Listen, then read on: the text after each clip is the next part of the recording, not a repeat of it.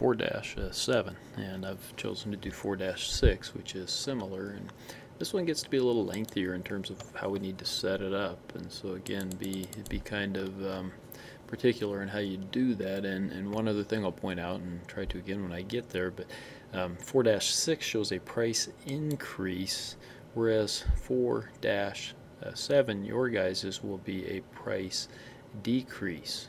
Okay, and so that's important then, obviously very important then, in determining your final number. So in this case for 4-6, we're going to estimate total sales for next year, or I'm sorry, we have last year's total sales of $3,500 and last year's price was $75. So our last year's revenue was $262,500, and I don't know that I necessarily need all of that, but it's kind of nice to again set it up and show that. So I'm going to show a 30% increase in units sales.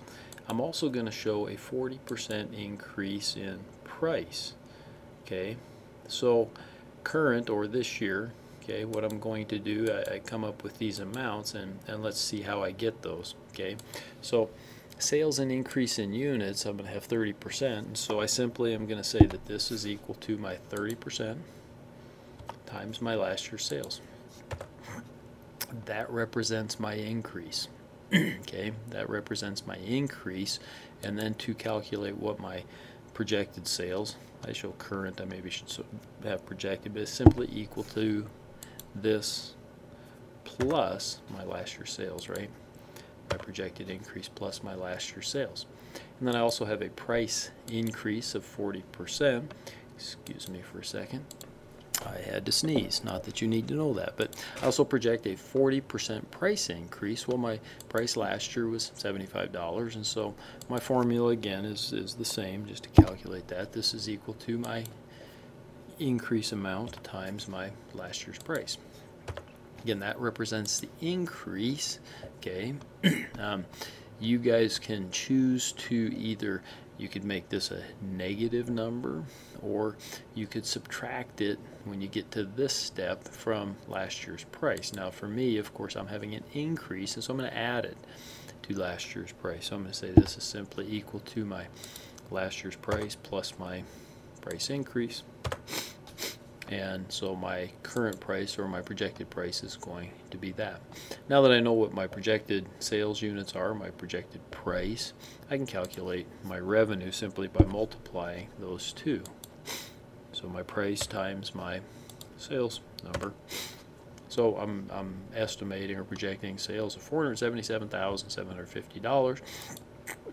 I need to calculate, though, some returns. Okay, and you guys have this in your problem as well. I'm going to have people bring things back at the rate of about 8%, and so I need to calculate what that amount will be, and that's going to be a negative then in determining what my net sales, okay, are going to be. And so I can simply say, and again, instead of using the equal, just use the minus sign, my 8% times my 477,000. That gives me a negative number, and when I have a negative number, though, and I know that my net sales are less than my gross sales, I need to add these two. I could have made this a positive number, in which case I would have subtracted. So that's kind of a personal choice, I guess I would say, but then this is simply equal to, we can do it this way, my sales, my gross sales minus, I'm sorry, I have to do it plus my returns because that's a negative number, 439,530. And there you have it for 4-7.